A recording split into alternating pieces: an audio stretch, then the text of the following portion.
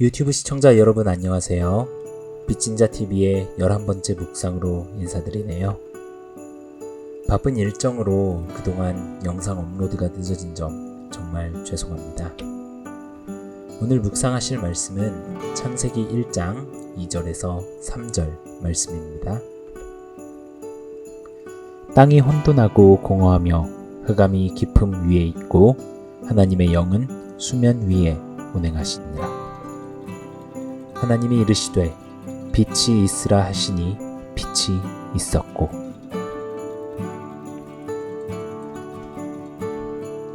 대학생 시절 물리학을 공부한 적이 있었습니다.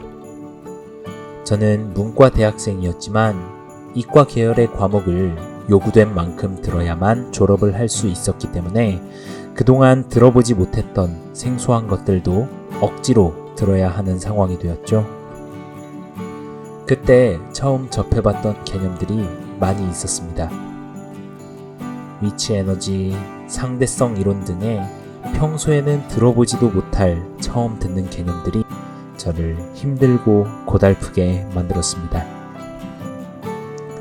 하지만 수업을 듣다 보니 여러 가지 세상의 현상들에 대해서 눈을 뜰 수 있었던 소중한 경험이었습니다. 그때 들어본 개념 중에서 엔트로피라는 개념이 기억이 납니다. 엔트로피는 연력학 제2법칙에서 등장하는 내용입니다. 벌써부터 머리가 아파오기 시작하시죠? 쉽게 설명하기 위해서 한 가지 예시를 들어 이야기를 하는 것이 좋을 듯합니다.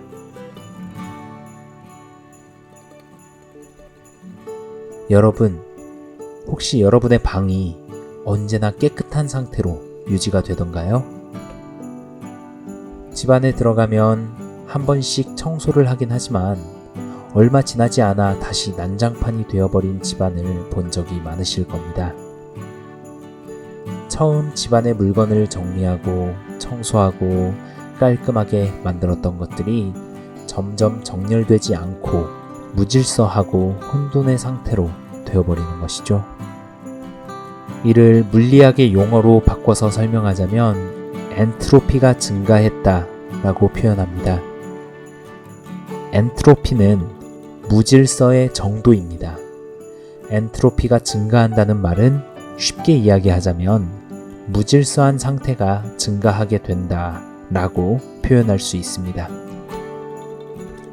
물리학을 공부해 보신 분이라면 이것이 연력학 제2법칙과 관련이 있다는 것을 아실 것입니다. 물론 굉장히 단순화해서 이야기를 한 것이지만 여기서는 그만 이야기하도록 하겠습니다. 어찌되었든 세상의 모든 현상은 질서의 상태에서 무질서의 상태로 흘러가게 됩니다.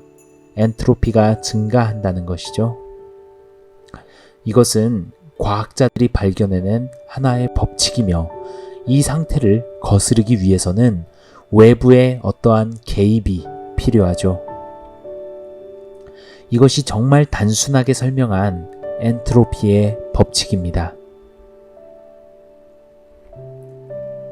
하나님이 세상을 창조하시기 전 태초의 상태에 대해서 성경은 이렇게 말하고 있습니다.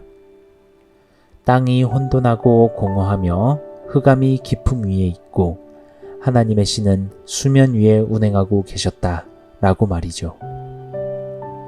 그런데 이런 창조 이전의 상황이 머릿속에서 단번에 그려지시는 분이 계실까요?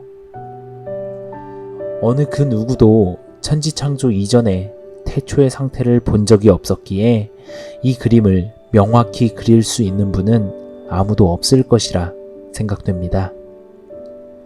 하지만 많은 학자들이 천지창조 이전에 태초의 상태에 대해서 설명하는 것을 들어보면 아무것도 없으나 혼란스럽고 무질서한 상황이었다는 것에는 모두가 동의하는 듯합니다.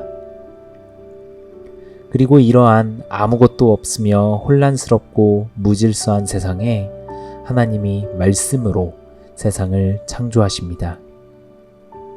빛이 있으라.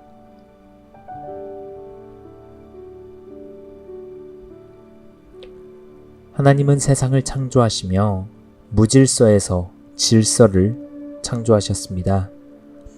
그리고 그 방식은 나누고 분리하고 실체를 규명하고 규칙을 부여하시는 방식이었습니다.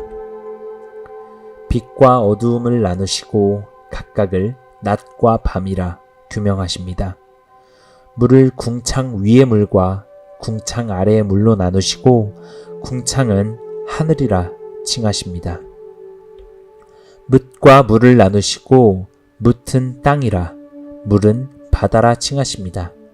우주의 별들과 규칙성을 부여하시고 징조와 일자와 사시와 연한을 이루게 하십니다. 하나님은 세상을 구성하는 것들을 나누시고 이름 붙이시고 규칙을 부여하셨습니다. 그리고 하나님의 형상을 닮은 인간 역시도 세상을 다스리고 관리하는 데에 이 방식을 사용했습니다. 아담에게 하나님이 모든 동물들을 데리고 오셨을 때 아담은 그 동물들에게 종류별로 이름을 붙여줬죠. 이것은 혼돈한 세상에서 질서와 규칙을 부여하는 하나님의 형상을 닮은 능력이라고 생각됩니다. 이렇게 처음 하나님이 세상을 만들었을 때에는 정말 보시기에 좋았다고 표현하실 정도로 아름다운 모습을 가지고 있었습니다.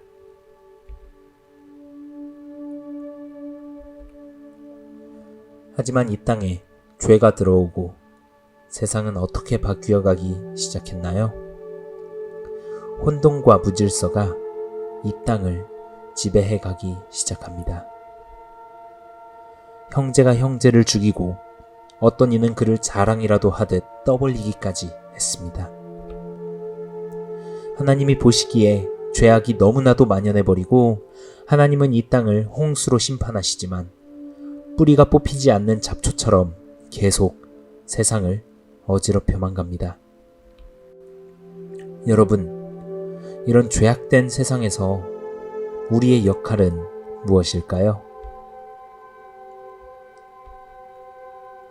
기독교 세계관은 창조, 타락, 구속이라는 세 가지의 키워드를 핵심으로 보는 세계관입니다. 선하고 완전하게 창조된 이 세상은 죄악으로 인해 타락하게 되었고 잃어버린 세상이 되었습니다. 하지만 하나님은 여전히 이 세상을 위한 구속의 계획을 가지고 계시며 이를 위해 우리 그리스도인들이 헌신하시길 원하고 계십니다. 우리는 이 땅을 살아가며 우리 주변에 아직 복음화되지 못한 영역에 하나님 나라가 임하도록 부르심을 받은 자들입니다. 이것이 당신의 사명입니다.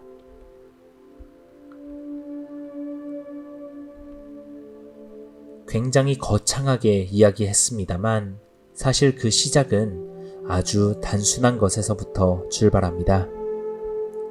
바로 혼돈에 질서를 부여하는 것입니다. 하나님이 세상을 창조하시던 때 그러하셨듯 여러분을 둘러싸고 있는 혼돈에 질서를 부여하는 것이죠. 아담이 에덴을 관리하던 때 그러했듯 여러분이 관리하는 영역에 혼돈의 상황이 있다면 거기에 질서를 부여하시는 겁니다. 그리스도인이 하나님의 형상을 닮은 자로서 세상을 바꾸기 위한 첫걸음은 바로 여러분이 관리하는 주변의 혼돈적인 상황에 질서를 부여하는 것이죠. 여러분 주변의 상황을 살펴보시기 바랍니다. 그 중에서 당신이 선한 영향력을 끼칠 수 있는 아주 사소한 것을 찾아보세요. 만일 그것이 어떤 방식을 통해 더 나은 방향으로 바뀔 수 있겠다는 생각이 든다면 바로 즉시 실행하시는 겁니다. 때론 내 주변이 아닌 나 자신에게서 무질서함과 혼돈을 발견하실 수도 있습니다. 거울을 본 내 모습이 어떤가요? 머리가 정돈되지 않고 그것이 신경이 쓰이시나요? 혹은 오랫동안 면도를 하지 않은 나의 수염이 불편해 보이나요? 아니면 내가 입고 있는 이 옷이 정돈되지 못한 상태인가요? 그럼 거기서부터 시작하시면 됩니다. 물론 처음부터 굉장히 큰 것에 대해 실천하기는 어려울 것입니다. 당신의 역량이 아직은 큰 영역에 미치지 못할 수도 있어요. 기껏해야 내 주변의 책상 정리정돈부터 시작해서 방과 집안 정리, 빨래 등에 거실 수 있죠. 하지만 선한 영향력은 바로 거기서부터 출발합니다. 나 자신과 내 주변의 물리적인 영역부터 시작해서 이제 좀 더 내가 할 수 있는 세상을 더 정리되고 아름답게 만들 수 있는 것이 무엇일지 생각해 봅시다.